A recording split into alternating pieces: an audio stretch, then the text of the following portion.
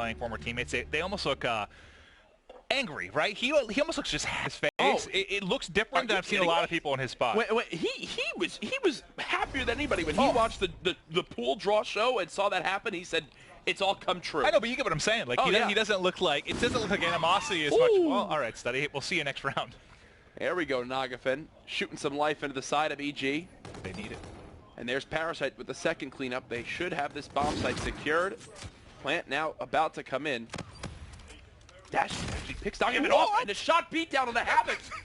Puts it in a 2-on-2. He's so fun to watch play. He has FTL to work with as well. 2 versus 2. There's one at the backside of Grandma's that he'll have to deal with. He needs his teammate to try to get something developed. It's Temp and Dashy. It's the new duo versus the old guard of Nameless and Parasite. I'll tell you what, there's no doubt in their minds they're winning this. Well, now they've gotten together. They do not lack confidence. Oh, no. This could work out for EG, though, as they're going to the site where they should get a free plant. Unless they wrap it back. Oh, they're going to wrap back, and this is going to be a straight-up 2v2 gunfight, it looks like. Oh, well, the wrap back. There's another wrap back. Everyone just trying to get what information they can. Now they know. They know they can't be there. They're going to try and make a play. Just saw one over the top. Temp first in, lands, I think, directly on somebody's head, so he'll get shot in the back. Dashy now has to clutch up. Dashy already has 2 kills in this. It's going to be for the ace. And Nagafin says bye-bye. Opens with the snipe, closes Don't worry, with one. don't worry. I think that was Nameless. I think that was Nameless. Oh, I thought he hit the snipe. Oh. Did he? He picked it up. Okay. He hit a snipe, but I know we're used to Nagafin. They're both NA names. Yeah, Nagafin's not even in the round. Oh, no. We actually made it a big point to talk about how it was Nameless and Parasite. Like multiple times. I saw the end, and I'm so used to Nagafin sniping. It's fine, buddy. Oh, the Nameless Nagafin. As long as you're good on Championship Sunday. No. Isn't that how it works? If I make it there, it's 5 days. Yeah, that is true. As Nagafin hits the shot at a Dashy this time. See, I was premeditating that. Yep, you're right. You saw the future. So, whoa, Study just whiffs that one. That's called foreshadowing, actually. 2-1, still the round count lead for Straight, but now First Blood's starting to go in favor of Nagafin. So he's going to be a key to potential success for EG on this map. A little bit of a sniper duel going down between Naga. This round's over. And Study. Havoc has gotten him behind. This round's over. Havoc has easy pickings. Here goes Temp. Pinching now to the other 2 players on bomb. Ricky, 1 versus 4. Evil Gene, you need something. You need something to light a fire under you. Maybe a good, maybe another First Blood snipe from Nagafin. That's what I want to see here. Sniper in the hand of Nagafin again. Study has put it away. Nagafin has back-to-back opening First Bloods with the snipe. Going to try and peek the angle again. Does he see anybody at Lemon? Answer's no. No one down at Bomb either. Who's got in position mid-map? That's going to be Havoc, kind of tucked away by the train. He could be the first engaged if anybody decides to hit towards mid. They got a lot of information, at least, across mid and the railroad tracks. Very, very passive round. But it looks like EG want to be the first ones to make a move. Makes sense. They're on offense. You might as well. And they're going to actually develop towards this field side where Serpent have no presence at all. Only player is going to really be Ricky in the back. He cannot get picked. Spotted one. We'll get the opening kill. Beautiful. Now get away with your life. Wait for your teammates to come and regroup. Oh, no.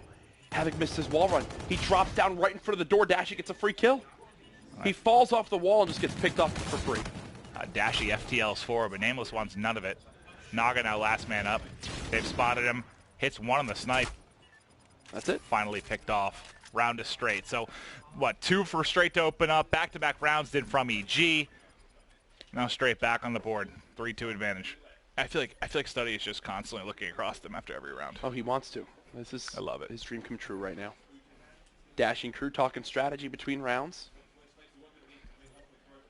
On the side of EG, Parasite looking quite focused here as we head into round 6 with Straight Open back in the lead. Face monitor. I don't know how people play that. I can't do that. I'm a guy that sits back away from it as well. Yeah. All right, 3-2 lead for Straight. Nice shots from Parasite to back Ricky away quickly. Nagafin not yet able to make an impact early, but does at least get one shot away. We'll get a second one too. Dashy again eliminated early.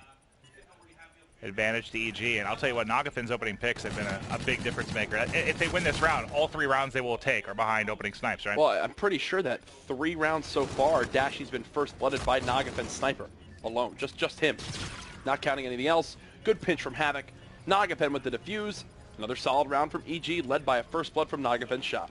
Well, I mean, Dashy obviously having a good game overall, but like you said, first blooded several times by that sniper. What should he do differently, or maybe the team, to stop getting caught on those early picks? I mean, that last one was just a good read from Nagafin to expect someone to peek towards that letterbox side, but, I mean, they tried to make a change there. They stopped challenging the middle map when Nagafin was flying high over underpass with the sniper.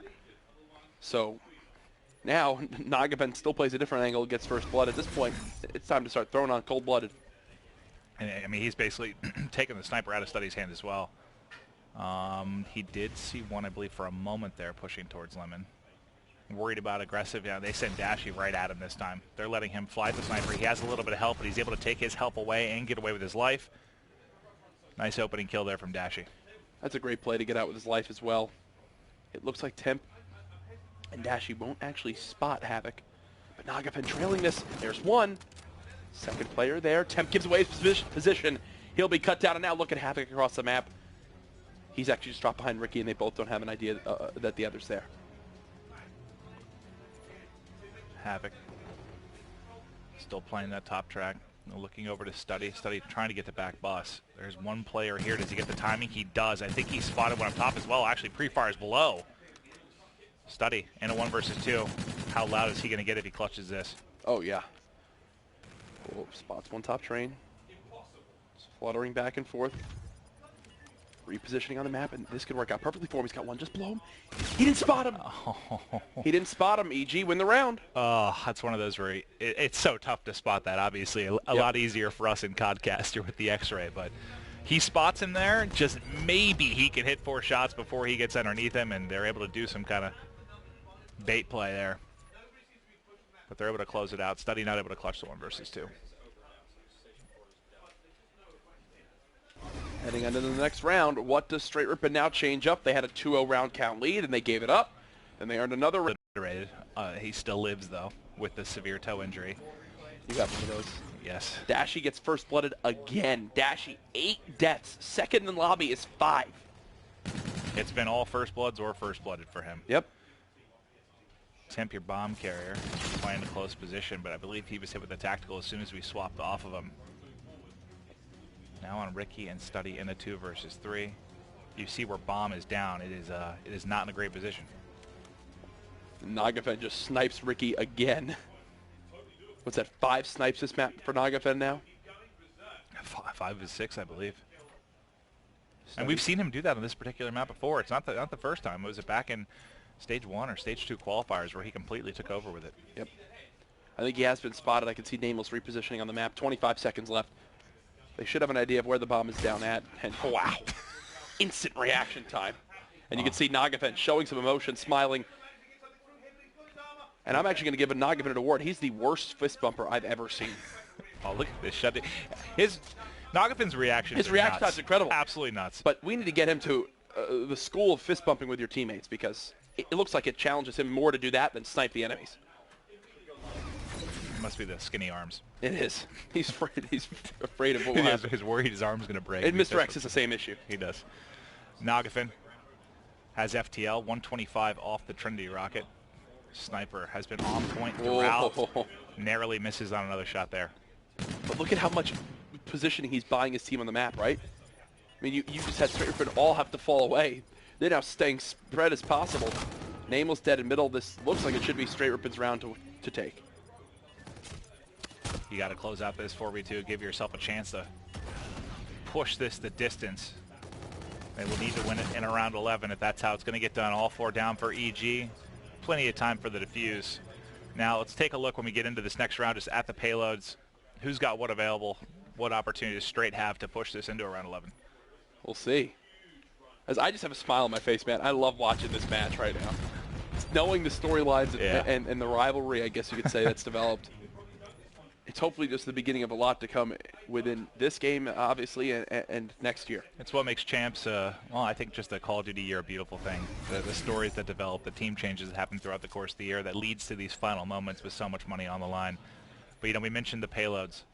Really just 2 available for EG. FTL not going to be a huge difference maker. Havoc might have the opportunity to do so, but let's check the bomb plant. It was coming in for Temp. Dashy's dead, first blooded again. So many, but Ricky is able to answer back. He's getting pushed from multiple players. Parasite gets the better of him. Parasite 2 kills here. But now, a 2v2. 2 payloads. Just over 30 seconds to go. Oh, the push coming on through. 1 versus 1. Study. His character doesn't slide. He gets him challenging. Havoc in the one-on-one. The nade! The nade gets the kill! And look at him!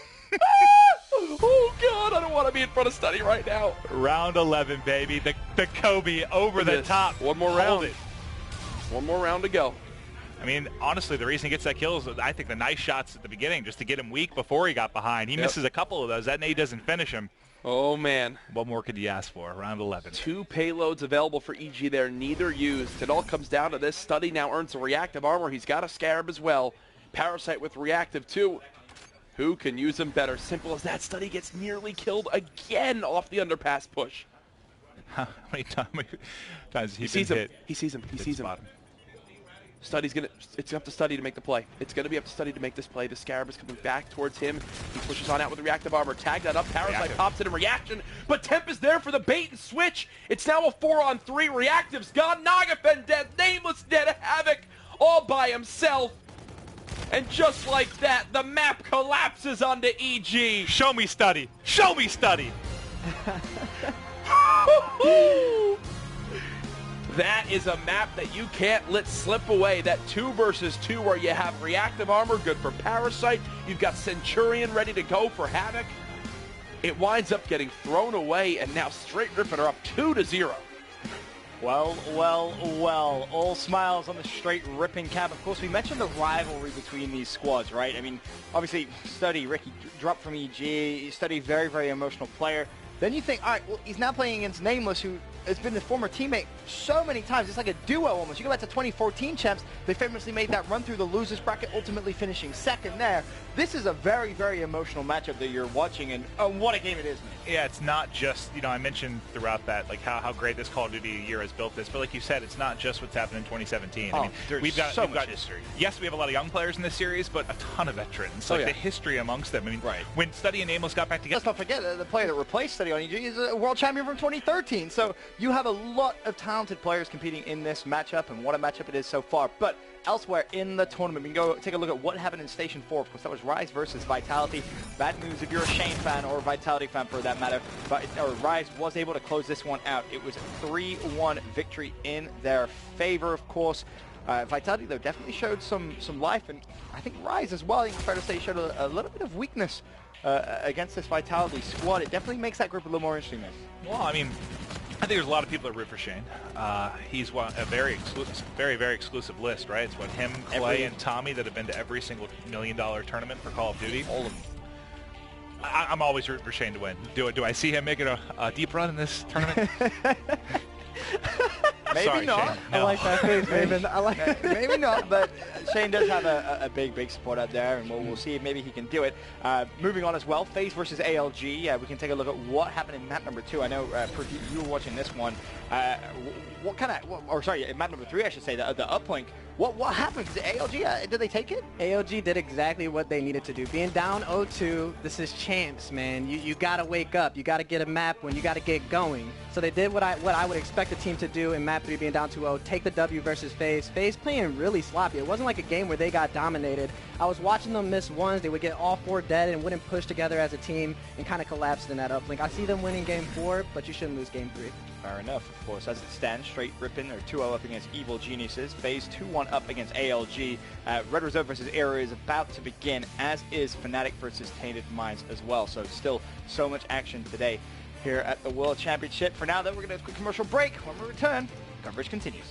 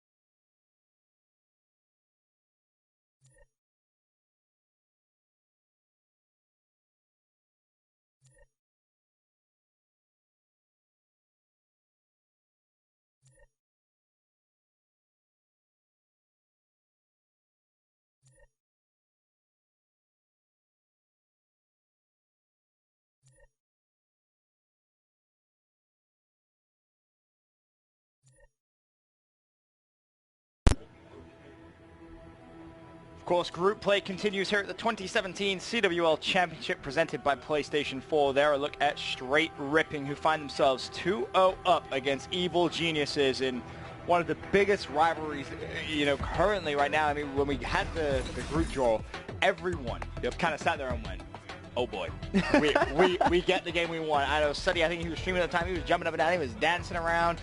I mean, this game, there's so many rivalries, there's so many storylines between these two teams. It really is exciting, but I do want to go down the line, kind of get your opinions here.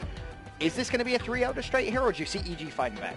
I think Straight's going to take it from, like, you look at their faces, especially because they were up in the search and destroy. EG was up in that search and gave it to Straight Rip, and you want to tie that series up 1-1. When you got a player like Jay getting hyped with every W he gets, it's kind of hard to stop him. And like you guys said, they're all best friends. I'm in Skype calls with these guys, honestly, and it's usually this core group that are in those calls, always talking crap to each other, getting in each other's heads, so this is the series that they wanted.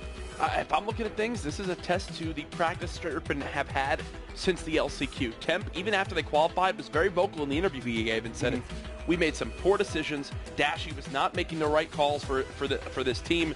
I want to see if they've improved. I feel like it goes to 5 games. The series has to. It does. It's just one of those series in Call of Duty history.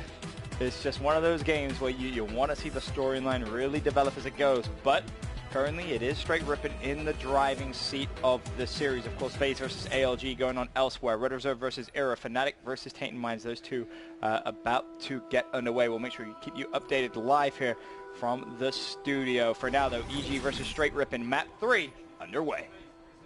Here we go. Can EG fight back into this, push it to a hard point, push it to an S&D Game 5? It all starts right now in the opening of your Frost Uplink. Here we go. What can Evil Geniuses do to stay alive? We are following Study from Straight Rippin', now dead. Ricky also cut off the map, and just like that, it's EG on the offensive. Nogafin grabs drone. Nameless going to push things out, see if they can get an early point on the board. Needs a lead blocker, needs an opening pick to try and make a play behind. He's worried about the flank, but his teammates got him covered. Now's maybe his chance. Is he going to strike? The one-pointer away, and good. Early score for EG. All 4 go down in the process, but they strike first. Ricky and crew just fighting for mid-map control again. They get wiped off quite clean. Best case scenario is they get away with only giving up a 1 right there. If you are Straight Rippin', again, where you guys were vocal about where you made some poor decisions, a lot of it came down to the pacing, where, you had a teammate too far pushed up, they would die, you'd then be in a 3-on-4, you'd have to drop the drone, try to fight at a number disadvantage. You never gave yourself a chance to really go on some strong offensive plays. Temp was the one that mainly brought it up. We'll see what they fix now. As again, Parasite and crew are trying to bring this drone in towards the ship bay, the most popular route to bring the objective. Yeah, they were set up for a moment to get something going, but 3 kills from Straight Rippin' closed that down quickly.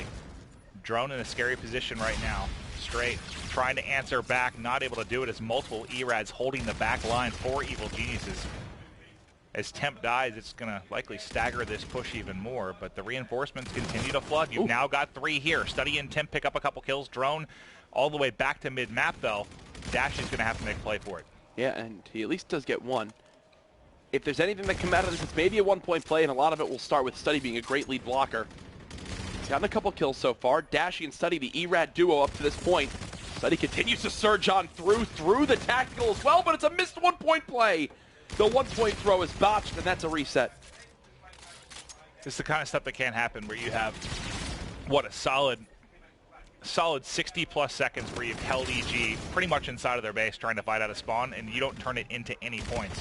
Granted, I don't know if the flood is quite over yet, but as Nogafin gets a flank through Cliffside, that may stop the pressure for now. I know Drone's still in possession of Straight Rippin', but you've got to get at least a point, more than likely more than that, in that scenario.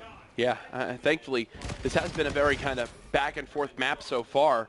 Straight Rippin' again, they pushed on through. Temp's 4 streak, and Ricky just ripped Nogafin into pieces. There's the dunk. He just melted Nogafin right there with the K-bar. There we go. I mean, yeah, back and forth, I guess. I mean, EG scored in the opening 30 or so seconds as they got in, but since then it's been all straight. So finally, you get some points to kind of show for that control. Study hunting all around ice and mid-map, just trying to get eyes on somebody, and he gets a nice timing there behind Fat. Havoc snaps behind, Nameless down 2. Third player wants the challenge. We'll back him up with a grenade. He is just in cruise control right now. He has most certainly just gone into cruise control.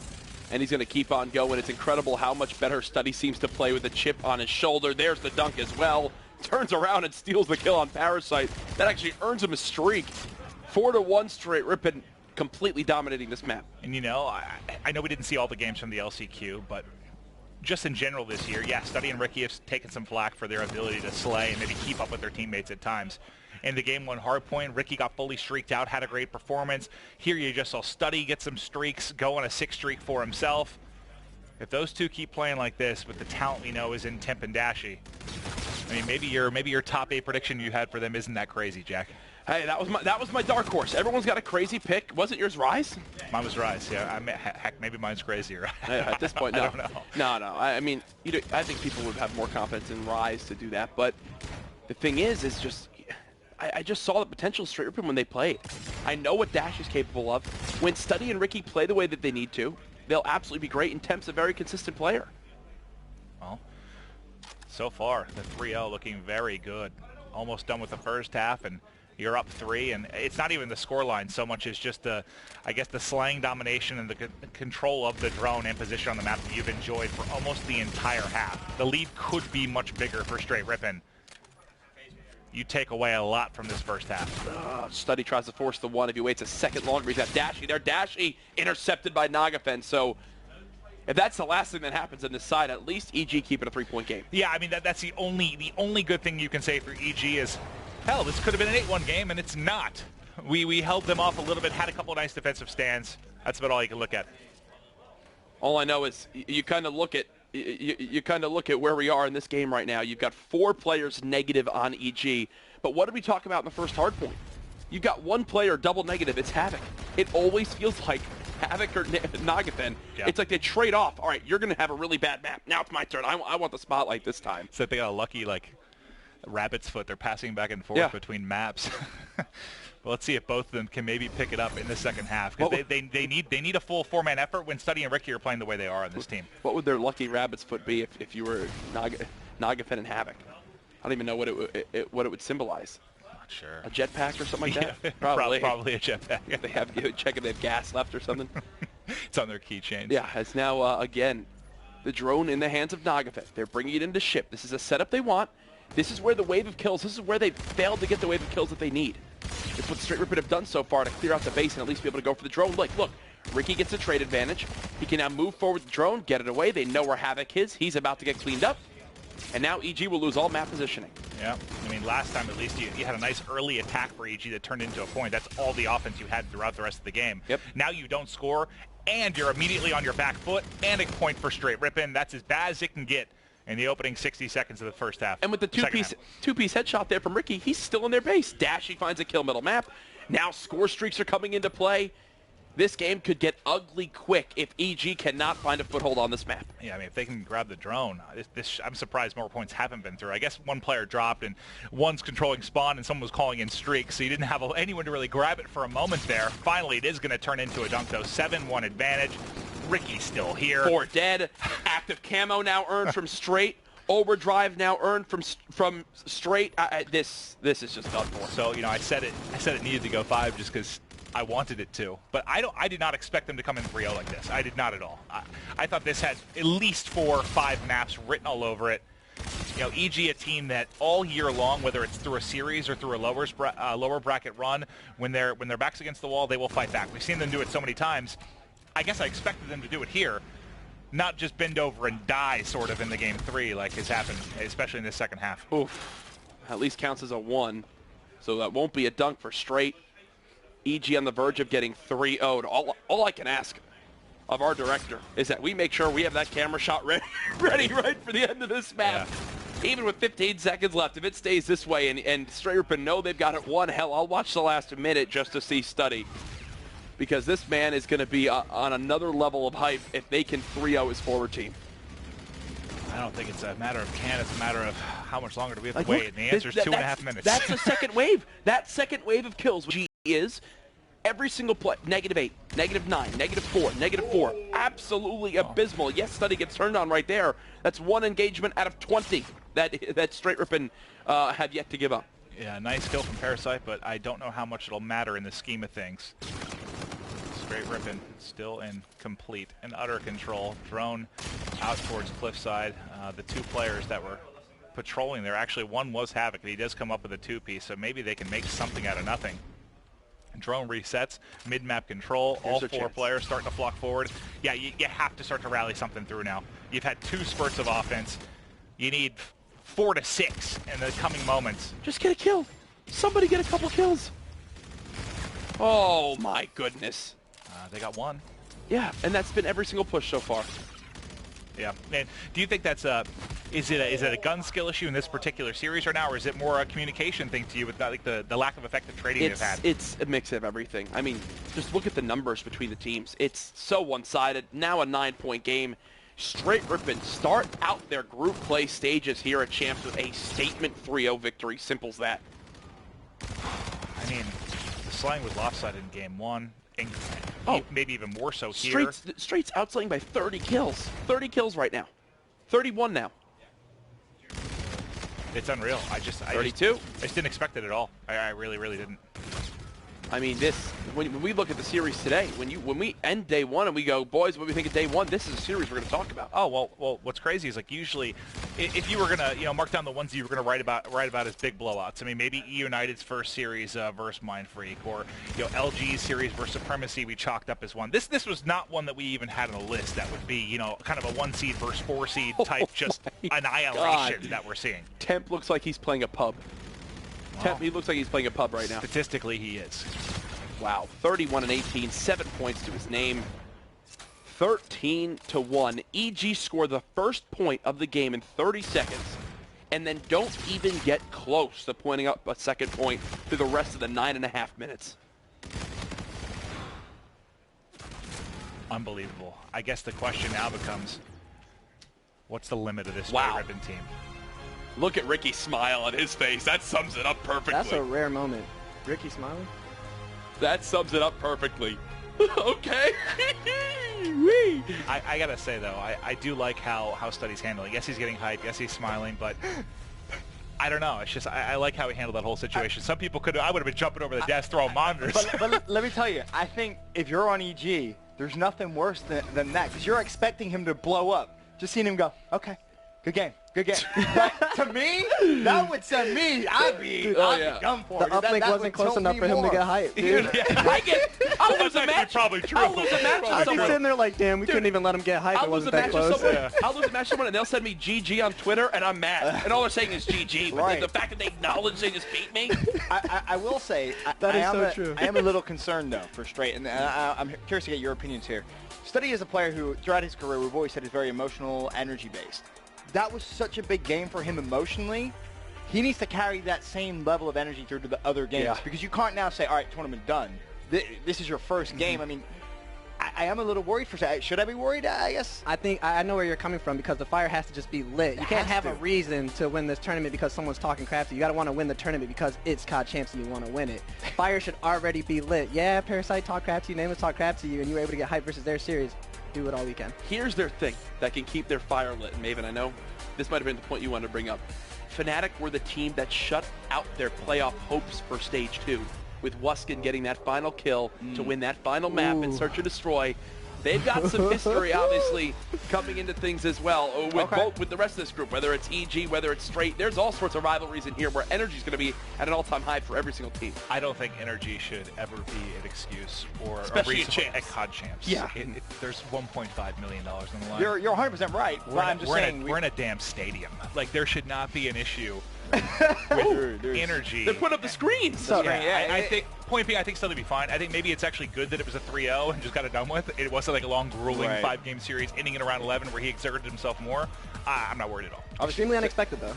That's yes, I think many people expected that. Absolutely think that's very unexpected. To your point, then, Maven, directly behind us, of course, is where we'll be on Friday, Saturday, and Sunday. We are in the suite here in the Amway Center for the first couple of days, and then we'll move right behind us. And you're absolutely right, Jack. The screen's going up, and we're in a stadium.